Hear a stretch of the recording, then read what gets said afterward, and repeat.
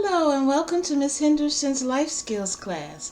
I am Miss Henderson and today we are going to cook some beef braised beef, and we're going to make a gravy. So let's get started. Right here I have about a pound of cut beef. It's been cubed. I purchased it like this from the store. And what I usually do is purchase a tray and then separate it out. Use half the tray for one meal and the other half for another. So we're going to work with a pound of chopped beef. And I'm not going to use any fancy equipment because I understand that everybody doesn't have any fancy equipment.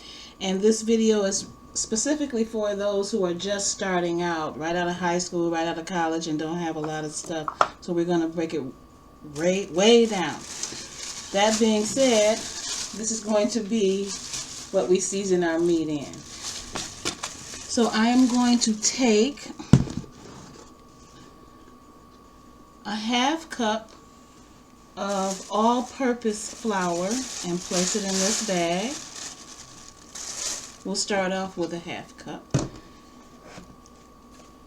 And I like to use Himalayan pink salt, but you can use regular iodized salt, so that's what we'll use. And we want to put just enough. I'm not going to do any major measurements, but if I had to give a measurement, I would say it would be about a teaspoon. And add that. And then we want to use about a teaspoon of black pepper or more. Some garlic powder. Do not use garlic salt. Use garlic powder, please. And you want to put about a teaspoon of that. And while you're putting this together, you want to have your kettle. I'm using a cast iron Dutch oven, and you want to use that, and you have about just cover the bottom with a little bit of olive oil or vegetable oil if you don't have olive oil while you're putting this together, because you want that to heat up. Okay, and we'll continue with our garlic powder, and now our onion powder, the same amount. And you can add a little bit of paprika if you want a little bit of a smoky background and some extra color on there.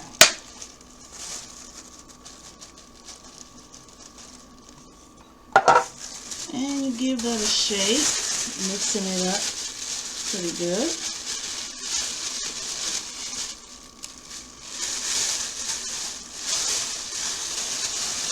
And it'll look a little bit like this. Well, it'll look exactly like that. How about that? And then you want to just put your meat in, and you're going to shake it so that you coat all of your meat.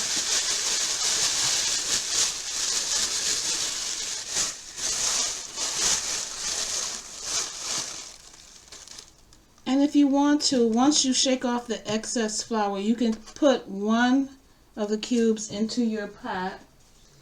Find out, it lets you know if your oil is hot enough, and then you also can find out if you like the flavor of the ingredients of the spices and herbs that you've put in the bag, if you like the way it tastes. I am confident that mine is correct, so I'm going to go ahead and put in all of my pieces. And just shake off the excess flour. You don't want a lot of flour because the flour will burn.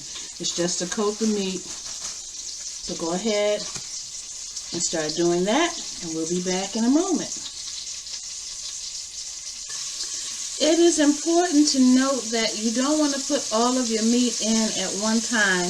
You're going to cook it in batches. Otherwise, it won't brown properly. So just put in just enough to coat the bottom where you're going to turn the meat and get it coated. Then you remove that and put it on a plate, and then put in another batch until all of your beef is browned. Once you have finished browning your meat, You're not cooking it all the way through, you're just browning it on all sides. Once you have finished browning your meat, you will see when you let it rest, the juices will form on the plate. So that's why you don't want to use a paper plate. And again, you're not cooking your meat all the way through, you're just browning it for color and for flavor. Once all the batches are done, you put it all back in the Dutch oven and you cover it with beef broth. Just enough beef broth until it covers the meat in the pan. Put a lid on it and let it simmer for about an hour and a half, 2 hours. If you do not have beef broth, you may use water because it will pick up the flavors from the pan. And you can also add some aromatics such as fresh garlic and onion to the dish. So I'm going to show you how to get the outer shell off the garlic. Just take your flat side of your knife, press down, and it comes right off. And so that's off, and then you slice that little tip off and then just chop it. Now if you don't mind garlic, you can chop it up really fine. If you do mind it, you leave it in larger pieces so that you can retrieve it once the dish is done. But I am just going to chop mine up. And I have 2 cloves of garlic here that I'm chopping. Real simple. Put that there. And then for my onion, I don't want the whole onion, just a little bit, just to add a little flavor. And so I'll just peel it. Real simple. And I usually keep a bag next to me for trash, like peels and all that part there. And that way I can take it right outdoors and still have my trash can clean. So I'm just going to go in here and take this skin off the onion. I only want to use a small bit of onion for this part of it.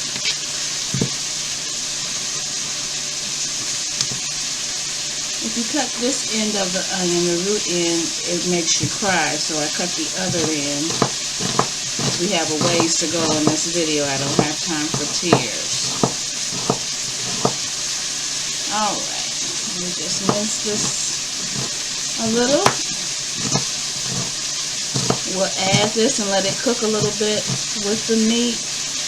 We'll cover it with water. We'll put a lid on it and we'll simmer it on the back burner for at least an hour. We'll check it and then we'll see how tender the meat is and if we're ready to move from there. So while we wait for our meat to cook, we will move on to the next dish in our meal for the evening. And we are going to do cheesy cauliflower. Start off with fresh cauliflower. You can purchase it frozen and already riced, but I like fresh cauliflower. And so you want to remove your leaves first, and then you go in and pull out that core.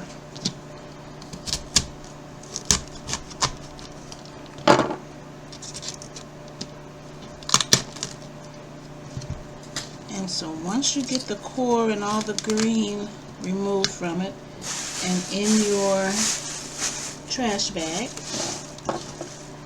you will start to cut the florets, the cauliflower florets, just like broccoli. Just don't get the leaves in there. And so you'll cut just like this. And while you're doing this, you have some salt water boiling, because you're going to drop this in the boiling salt water. So just cut it off just like that. It is a little messy, it crumbles, but that's okay. What are you gonna do, right? Also, you will notice that I keep fresh dishwater when I'm cooking because I clean as I go.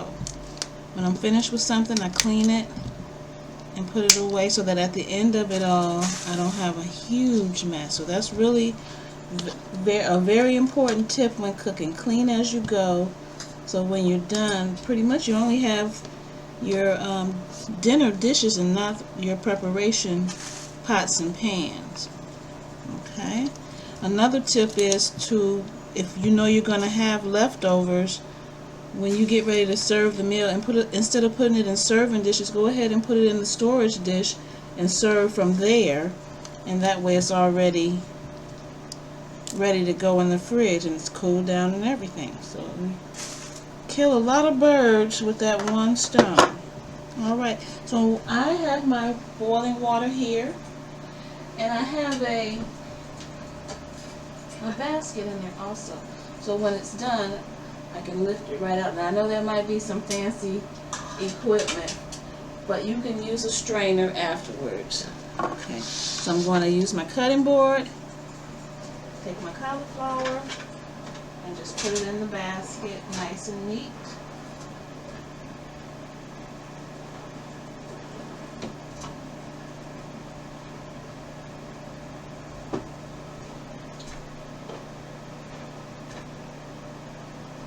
And you're going to let this cook until it's quite tender. About fork tender or knife tender.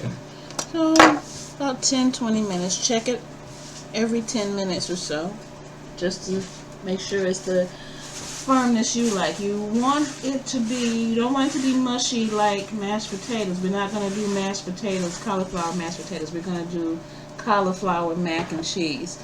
So you want to try to get it the consistency of your macaroni noodle or your pasta, al dente. Okay. Now for the next item on the menu, we are going to be using self-rising flour. It is important that you use self-rising flour and not all-purpose flour. Self-rising flour has the salt and the baking powder in the correct measurement, so you don't need all that extra. However, if you do not have self-rising flour, then you can use all-purpose flour. You just have to add the correct amount of salt and baking powder in order to make this recipe. But we're using 2 cups of self-rising flour. And generally you want to aerate your flour, shake it around like it's settled. But for this recipe we might not have to. 2 cups. That's 1 and 2. And then you're going to need a little extra because we are going to make biscuits.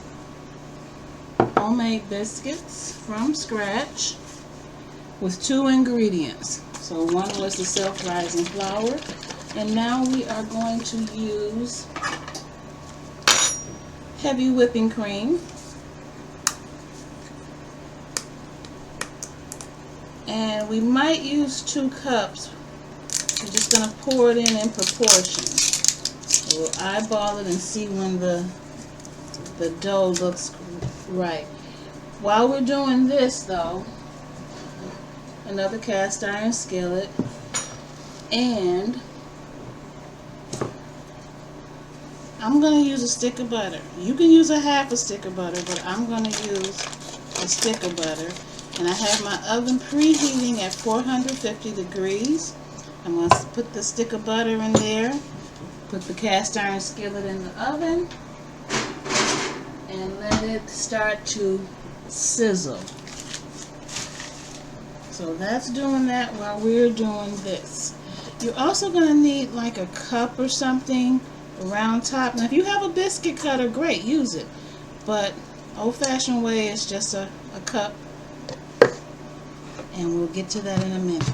You have a spoon, something to stir with, and we're going to start eyeballing our whipping cream. So starts out looking like this, just dry, and you might want to put a well in the center of it and then pour in there, and as you pour you're stirring.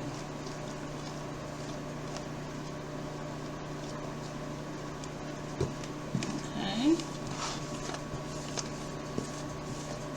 and you just keep stirring until it blends in. So it looks like we're going to use the full 2 cups. So just keep giving it a stir. And you can also do this with buttermilk.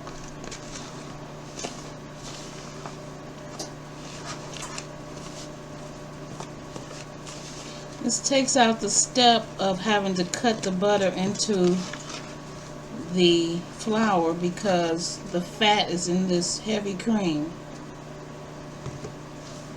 And that's what you need. But you see how the dough is starting to form?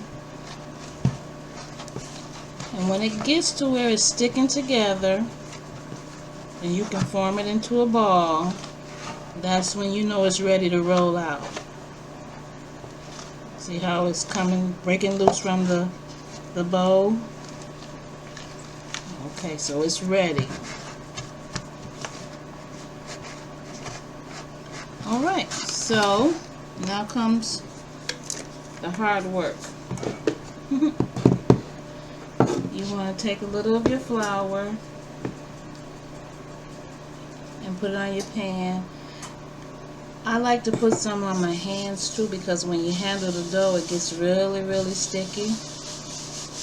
So here we are here. So it's easier to remove from your hands when you flour the surface. Flour your hands, flour the surface. Alright. And we'll just turn this out onto our floured surface. You don't have to use a cutting board. You can just right on the counter, whatever you have, work with what you have. Okay. And now you're going to work it into a ball like this. And now we're going to knead the dough. So now you turn, take that top part, fold it over, push down. Turn a quarter, top part, push down, turn a quarter, fold it over, mash down. And you're doing that until you get a nice smooth dough. Probably no more than 10 times, if that. But you're incorporating your dough and the fat and the liquid. Okay? But you don't want to make tough biscuits, so be careful. So you get it to about right here, and now you want to start pressing it out to form your circle. And you can use a rolling pin, or you can use the side of a cup like that. Okay? See that? A glass. You don't have to have all the fancy equipment. Just cook.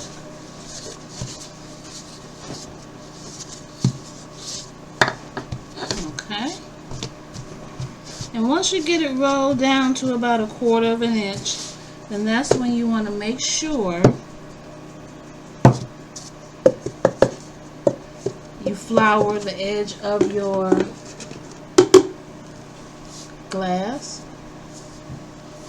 Press down. Press down. And you're rolling out your biscuits.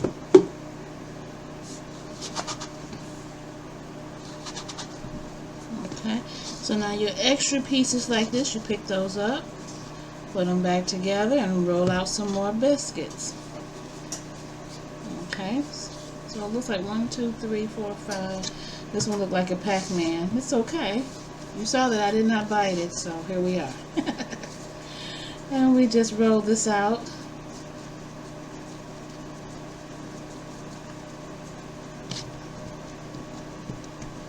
And we have 1, this little one right here. This is a little baby bread. We'll form it. And we have our biscuit there.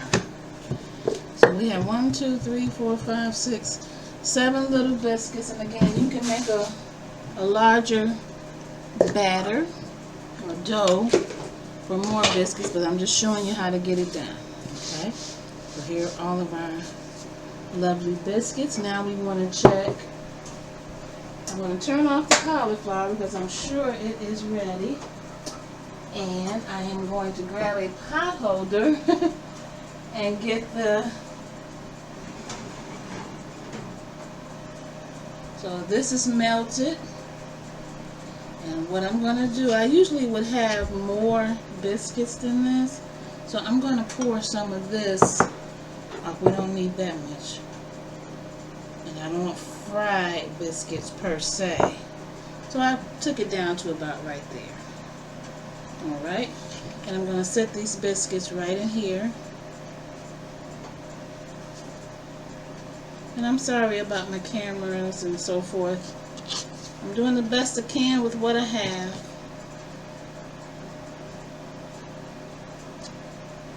And so I have everything in there. I'm going to stick these into the oven.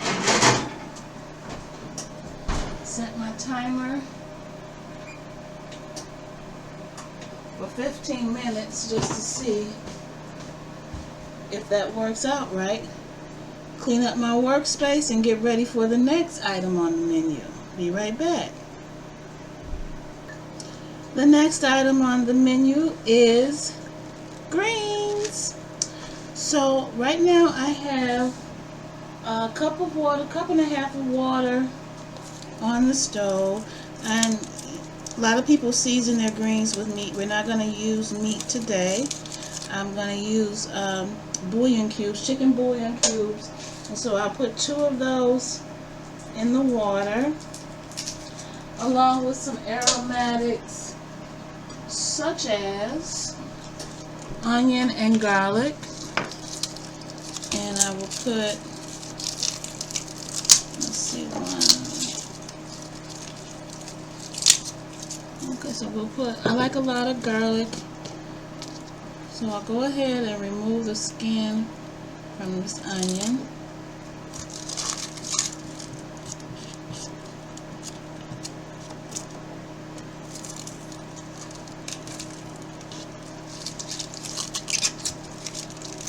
Peel it. And clear off my table and put it into my trash bag over here that I've been putting all my other trash into. Clear that off. Set that aside. Get this one together.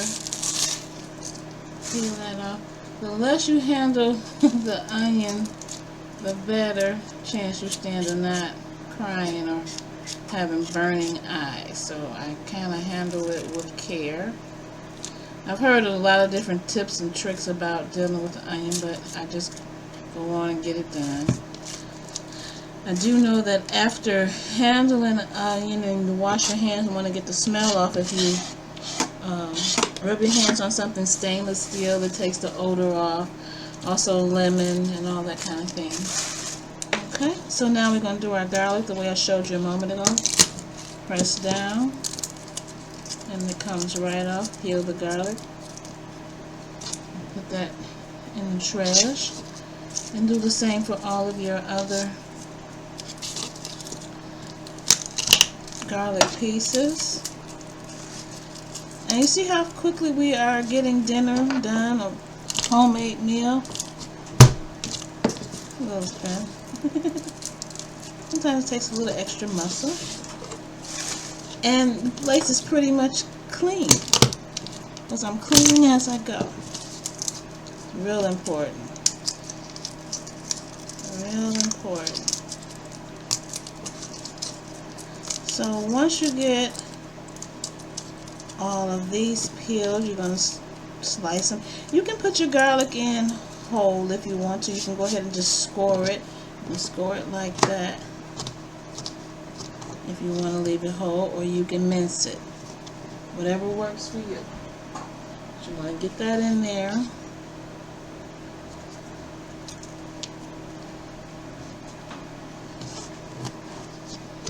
Okay.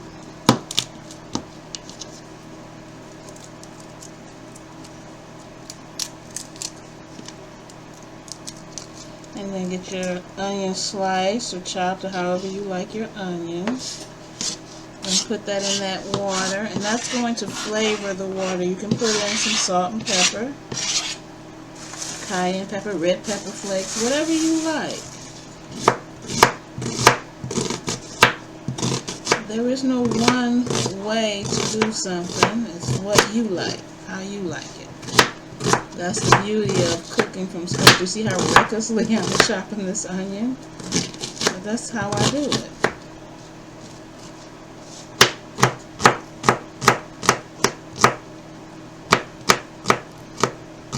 So all of this is going to go in this pot.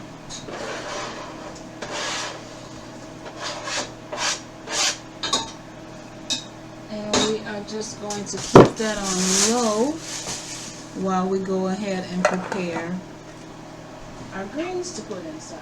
Put a little black pepper in. And I'm going to mix greens. A lot of people don't do that. I do. And do what you like to do. I'm mixing collards and kale. A lot of nutrition there, and this is real quick and easy. I cut off that rough stem that's in there, and I discard that. Okay? These greens have been washed. They are from the organic side. I learned some stuff about organic and the soil and so forth, so it makes a big deal.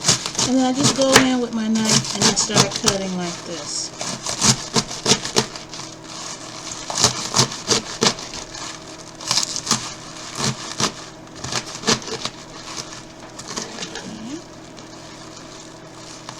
Since the collards are the tougher of the two greens, I will put those in first.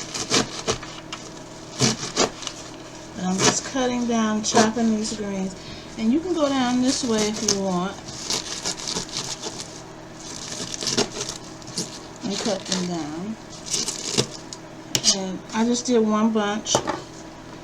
And I use my handy dandy cutting mat. Take it over to the pot.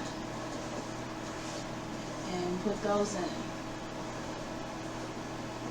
And I find I don't want it at a boil. I find that if you just kind of simmer your greens and let them cook gently, they're more tender and more tasty. And one thing I like to do in between layers, even if whether it's the same layer or different green, is I like to season in between. So I'll go ahead, put in a little bit of salt, just a little. And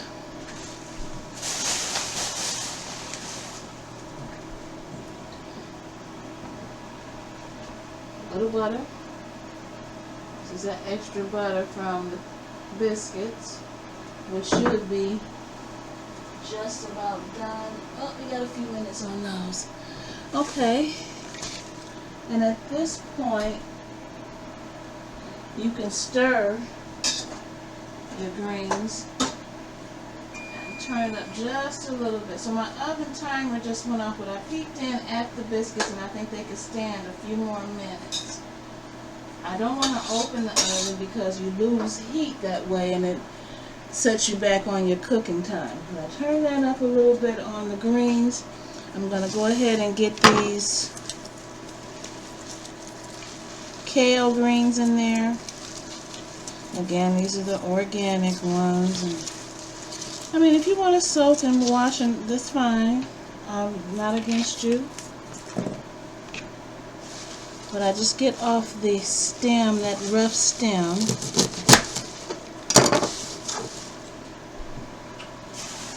Put it in there. quick inspection. All's well that ends well. And I do have a larger knife, but this is what I have now. Now, I keep some of the stems because that's where a lot of your nutrients are. They're not necessarily in the leaf.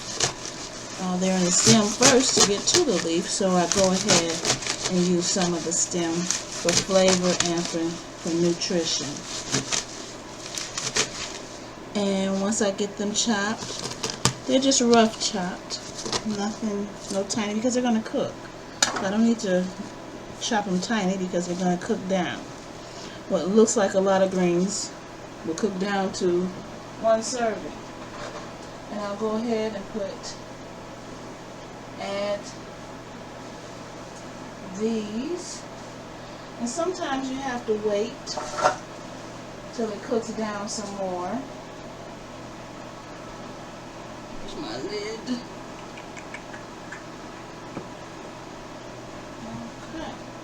Oh, my lid is right here. I was looking for the wrong lid. I usually cook my greens in the cast iron pot, but because I put the meat over there, I had to cook my greens in a different pot.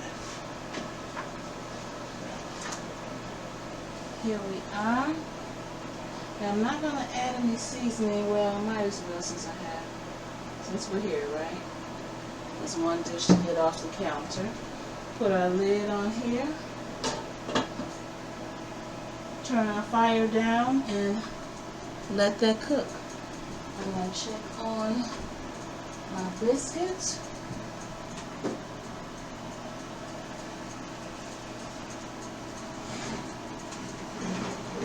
My biscuits are done.